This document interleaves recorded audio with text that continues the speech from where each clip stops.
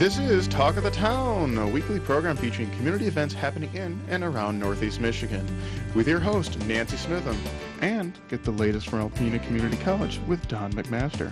And now, today's Talk of the Town.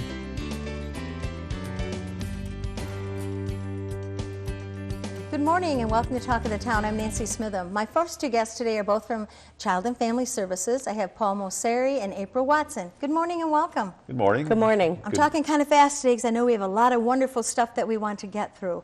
And the reason you're here today is we want to talk about a special event that you're doing for National Adoption through Child and Family Services. You're doing some wonderful events. Well, it's National Adoption Month every November. Okay. And then typically also during the month there's National Adoption Day that we try to recognize and celebrate. And so we're doing that again this year after having done it several years in a row. And we want to try to keep that tradition going here in Alpena.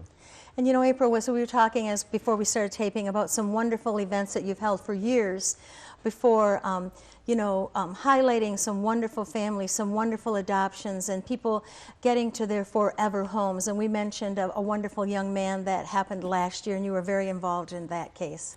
Yes, it was a wonderful time, and that little boy is still doing well in his placement. That's in another state with his forever family. And we do work cooperatively with the Department of Health and Human Services here in Alpena also. So it's not just our agency, it's a cooperative event with other agencies also. Okay, so we've had some wonderful families, be united forever, and with some wonderful young people in our community. And Paul, if someone is interested in adoption, sometimes you think, I would really like to do this. What's the first step that they should do, or first step they should take? Well, it's always hard to pick up the phone, and make a call.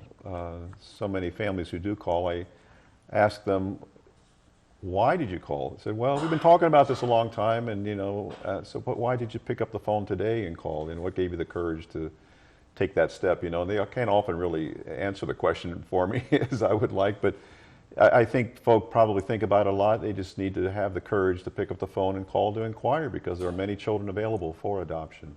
There are some wonderful, wonderful families. And the Adoption Day event gives people an opportunity to go somewhere. It's a very relaxed setting where other adoptive families are there so that they can connect and network. And people who are interested in adoption can come, it's a public event, can come and ask questions of other adoptive families, us as workers, to just get an idea if that's something that they want to pursue.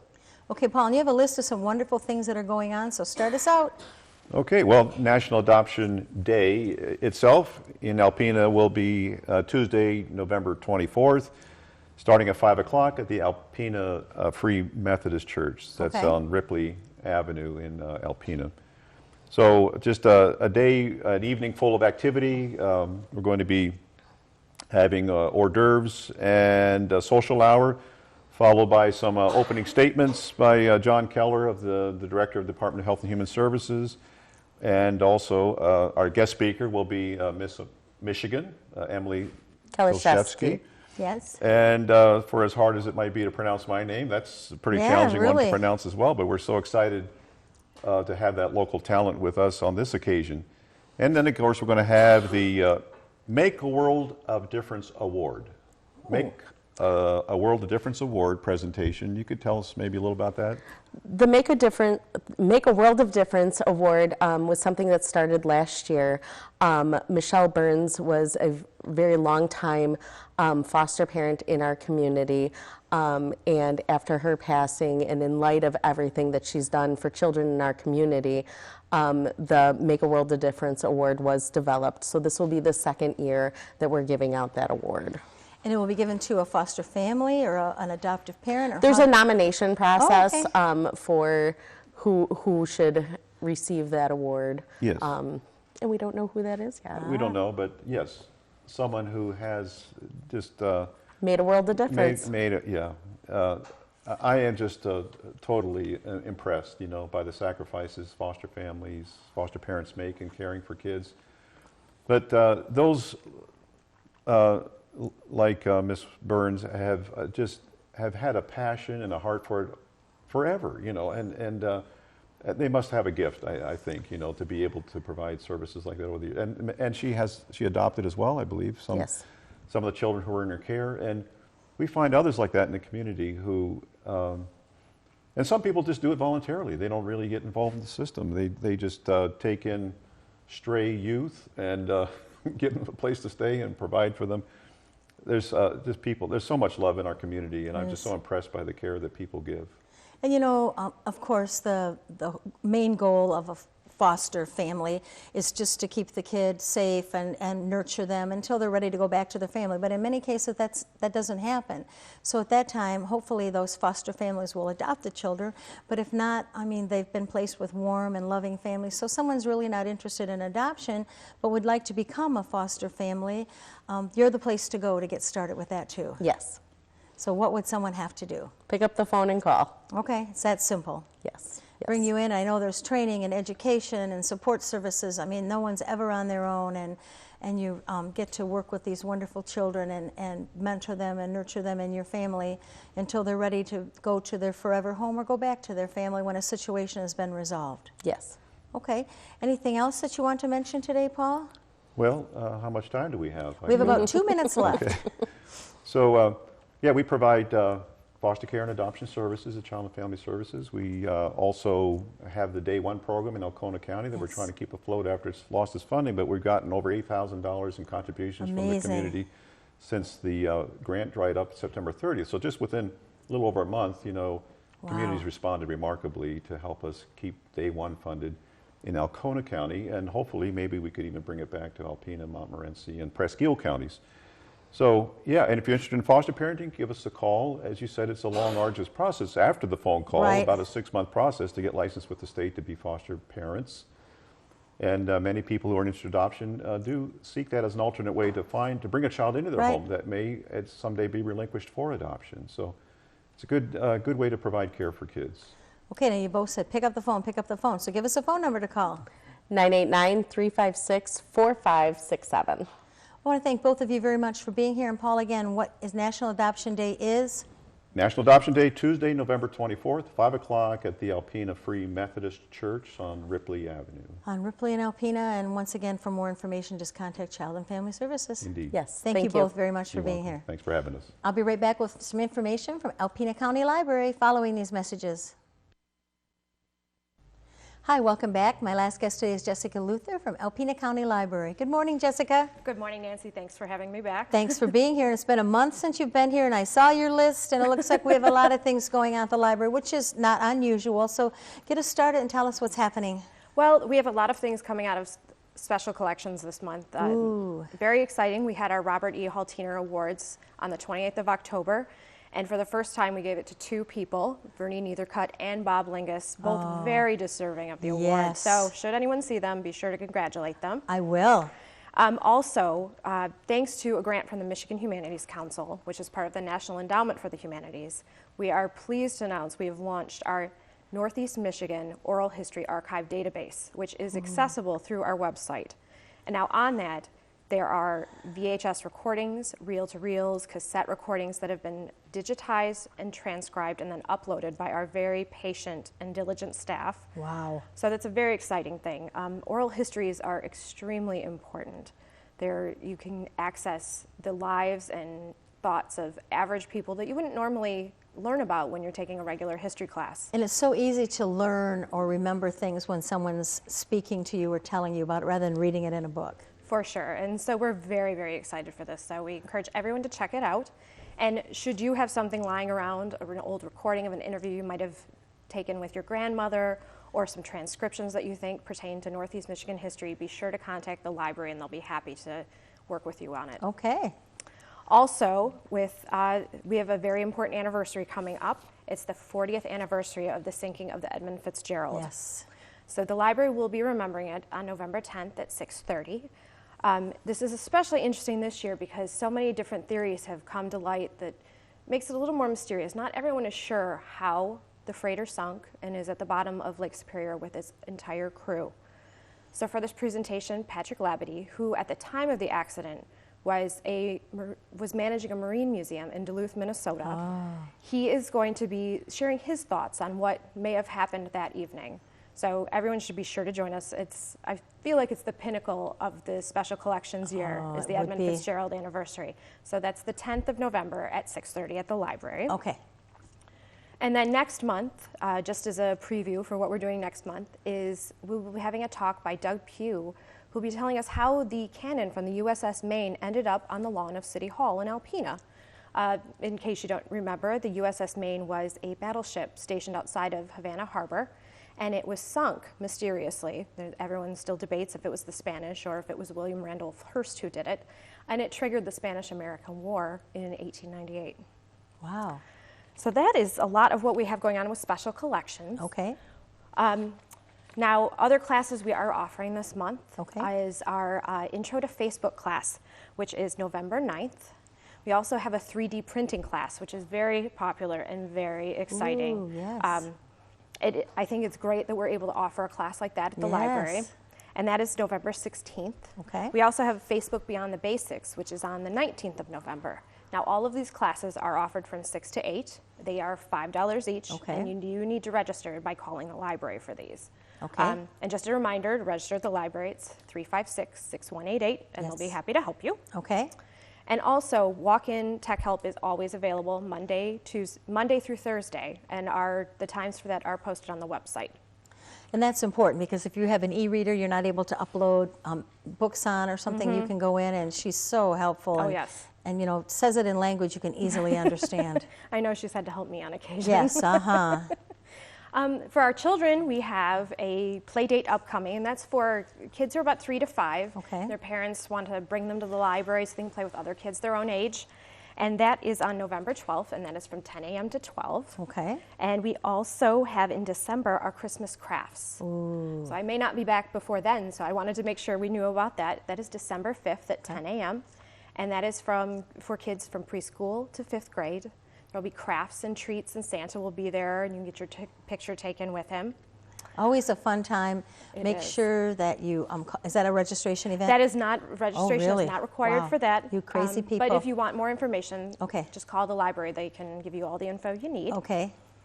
And then just general information. You know, the library uses Melcat, which is allows us to request books from other libraries. Well, Melcat, in order to address the increasing needs for borrowing books from other libraries, they're migrating their servers. So that's going to be shut down from November 18th to December 11th. Okay. And we also will be closed. The library is closed on November 11th of Okay. this month due to a staff in-service. But other than that, hours remain as they are Close scheduled. Thanksgiving Day. We are closed Thanksgiving Day. Other than that, we're open. Okay. And it's not too early for people to start thinking about those income tax preparations? No, we will have the forms. I believe we've ordered them. So as soon as they arrive, we'll have an announcement on the website as well as our Facebook page. And I think we mentioned this last time you were here too, but I just always like to tell people if you're thinking of holiday gift giving and you're thinking of getting a subscription of a magazine for a loved one, go to the library because they probably have it there. You can check through it, see if it's truly the magazine that you think it is and what you want to get. Or if you have an hour to sit and wait somewhere, go sit in those comfy chairs and pick up a magazine and read. Just a wonderful thing to do. A great service in our community, have It all is. those magazines available. It is. And volunteering, if you're thinking, okay, I want to get some good things set for the beginning of the year, I want to start volunteering somewhere where they really need me, Alpena County Library is a good Yes, place we to can go. always use volunteers. And there's lots of really fun things that you can do there and different events you can help out with. So. Yes, and all of our events are normally on our website as well as our Facebook page. And if you ever have any questions, our staff is always friendly and full of information and happy to help. And that's one thing, I'm glad you mentioned that, your website. It's just an unbelievable website. It has so much information of things you'd never expect to see on there. Information about taking GED exams, study guides, test guides, all kinds of things and information that's so pertinent to everything going on in the world always. Register, you can reserve books before they even come into the library. It's just so easy, user-friendly. I suggest everyone, and it's alpenacountylibrary.org. It's alpenalibrary.org. alpenalibrary.org. Okay, and once again, 356-6188 if Yes. anyone has any information. Yep. Okay, anything else you want to add? I think we are. think we're good. Okay. Thank you for having me. Look forward to seeing you next month, Jessica. All right, thanks. Thank you. Please stay tuned for Don McMasters following these messages. Greetings, everyone. Welcome to Talk of the Town. I'm Dr. Don McMaster. I'm president of Alpena Community College, and I'm pleased to have as our guest today Dr. Mark Kinney, president of the Association of Lifelong Learners. Dr. Kinney, last week we spoke about ALL, and for the viewers who didn't tune in last week, could you give them a bit of a context of what ALL is? ALL is an organization that's designed to provide programs for about 300 individuals who are willing to pay $50 per person or $90 for a couple or $110 for a family. And what they receive from the Association of Lifelong Learners is the opportunity to participate in about 150 different classes throughout the year. And the classes are just very, very diverse. Exercise and history and making things and you name it, we do it. It is a very vibrant It is. learning community that's we're fortunate to have as part of ACC. And Tuesday night we had a spaghetti dinner. Yes, we And- did. Yeah, yes, we And your did. family, part of it, and my wife and I were both there in the kitchen, Yes. working together. Yes, we were a team of four, a gang of four, and it was a lot of fun. So describe, if you would, how many people came and your view of how it went. Well, the spaghetti dinner is a fundraiser for ALL. And we're very fortunate to have the partnership with ACC. And the last president of ACC sort of set a tradition that the president would help cook the spaghetti meal. And so we wanted to keep that going. We think that's really a neat kind of link. And then ACC provides the location, the kitchen, the help in that regard. And we have donations either from members or from organizations in the community about food and all. We serve somewhere between 200 and 300 individuals. You and I were talking just before this, and you said it's a great community building activity because we involve the basketball team or one of the other teams to help serve the meals. We have lots of volunteers from ALL that do various aspects of the planning and the production and the delivery of the spaghetti dinner, and it's a great social time. It is. After we finished cooking the spaghetti, we had the opportunity to walk out and see the group, and it just struck me there were trustees, there were members of ALL, some of whom are both, 2 ex-presidents, several faculty, the men's basketball team and their coach, and just a cadre of people who are in our commons area eating together and sharing, and it was a very unifying, positive community event for the college. So, Yes. yeah. And I have something to return to you. Here is your chef's hat. Chef Don. Thank you so much. Well, I have to give a shout out to my daughter, Sarah, who did browned all the meat, made the sauce, and really was the chef. Chef Don. It should read Chef Sarah, and Don was the kind of stir, lifter, gopher, sous chef. Or maybe that would be a good Christmas present for her to add another hat, because you certainly are part of that chef team too. Yes, I am, and we had a great time with you and your wife Nancy and you folks. It was just fun. It was a nice event, and anything else on the spaghetti dinner or its aftermath that you would like to share with the viewers? Well, one thing that hasn't been said yet is her name's Kathy, I believe, that works with the food service at ACC. I mean, she was a lifesaver at the end, wasn't she? I mean, she came in with a box of spaghetti when she noticed that we might be running a little light, and we in fact were, and she allowed us to trade some of that. I hope we replace it, and Yes. spaghetti sauce as well. We Yes. just I'm so glad. planned a little tight, Yeah. and she came through, and she has done that every year that I've worked with Yes. this. It's like she's looking out for us as this goes Yes. on. I'm so glad you brought that up. That was Kathy Bach and her husband Ray, who do food service at the college. And their generosity and just kind of wise kind of oversight over that activity and many, many, many other activities involving food and at the college, it just goes way too unrecognized. They are very, very helpful, a very positive presence at the college, very much so. So I'm glad you brought that up. I wanted to just completely change gears and touch base with you on another activity last week that was very memorable to the college and the McMasters, and that was inauguration. Absolutely. So you are a member of the Thunder Bay Arts Council Community Choir. Chorus. Chorus. Yes. And Exactly. the inauguration happened Friday afternoon, and the chorus was part of it. Well, an ensemble of the chorus was part of it. Yes, there was a small group of, 12 of us, I think, that sang 2 pieces and, 3 pieces, really. Yes. One of them was with the audience, and we had a lot of fun practicing and doing that. And boy, Tim, I never know exactly how to spell to pronounce his last name. Kuhnlein. Kuhnlein, who was the kind of the MC for that program. He sent all of us that sang a marvelous email saying that he had received good reports from it or whatever. I thought he did a really great job. Yes, he did. Yeah, he did. The entire event was just very, very special. But the music, particularly the version of America that you folks did, with the accompaniment of a violinist and the flutes. And the flutes was just very, very powerful. Is this a group that meets and does music regularly? This is a group that many of us hope will start doing that.